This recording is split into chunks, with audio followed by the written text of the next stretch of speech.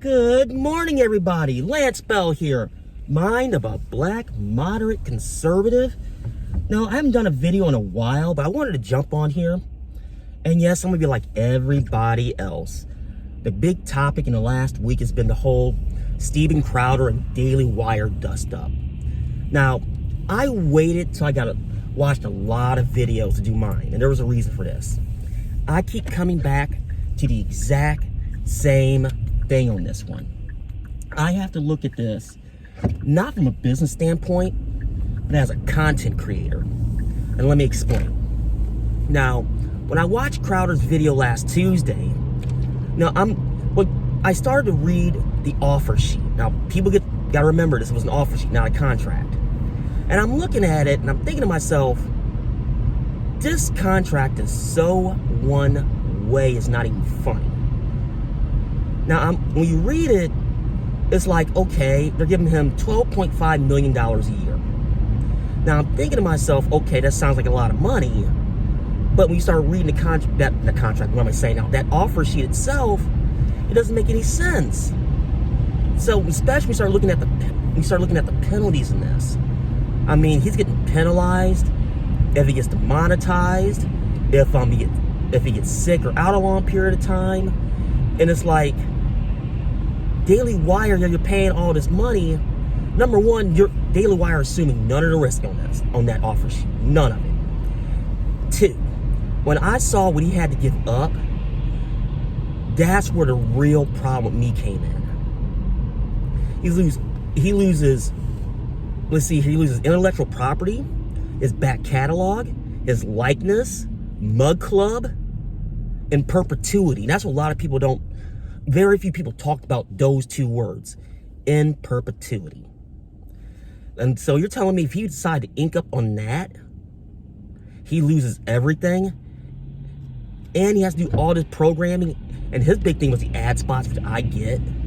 But let's go back to his income right now. Now, he said so himself, he gets a lot of his money from Mug Club, all his income from Mug Club, which is fine. I mean, he made it as far as that, but here's the thing. I don't know if he's getting 100% of that, or he's got split part of that with the Blaze, because that was created when he was with the Blaze. So my first question becomes, okay, let's assume there's some type of split with the Blaze. So number one, you have to divvy that money up. Number two, since it's merchandising, there's a cost in that involved. So even Steven Crowder did say, and I don't know how true this is, and he wasn't totally sure himself. He said 350,000 members. People start looking at that top line number, but as a content creator, that you ask any content creator does merch, there's a cost involved. So let's assume that number. Let's say that number is split with the Blaze. Then you have to back out the cost of the merch. You got the fees associated with the merchant services, for as far as the transaction as a percentage there. Then you got to back out taxes. That's business 101.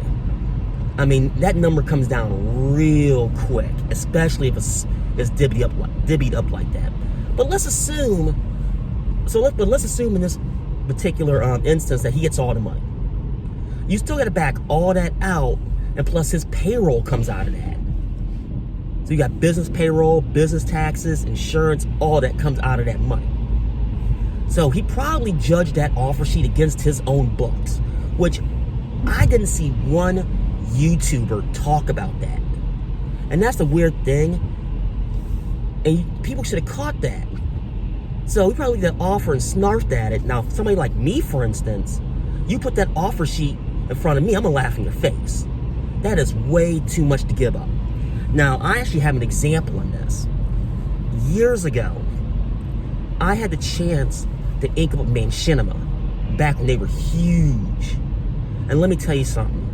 That offer sheet that I got from them was just as bad as the one Steven Crowder showed. Just as bad. And I said, yeah, man, I'm good. And I went with freedom instead.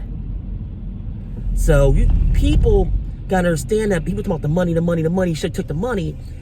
Every YouTuber or content creator, excuse me, that talked about this subject, ones that are defending Daily Wire, well, that's a start of negotiation. I was like, no, it's not, in my eyes. I don't even need to call a lawyer to see how bad that thing was.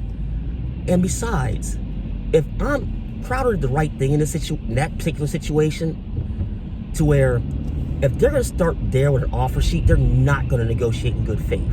Because even they negotiate, I guarantee you Daily Wire will slide something in right at the very end before signing. I mean, that's not good faith negotiating in any way, shape, or form.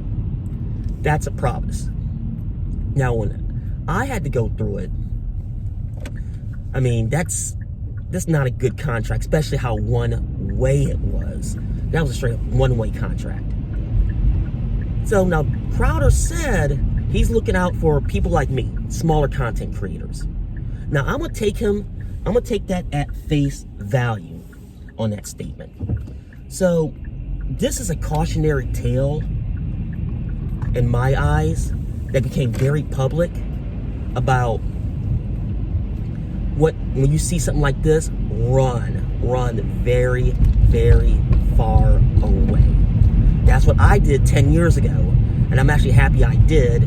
And with that, hey, we'll see, because people are still talking about it. But let me know in the comments below. Am I right? Am I wrong? What should have been done better? Would you ink up on a contract like that? And the reason why I'm saying that is, everybody who's defending Daily Wire, I asked all of them the same question. Would you ink up on that contract? And it was straight radio silence or deflection. But let me know in the comments below.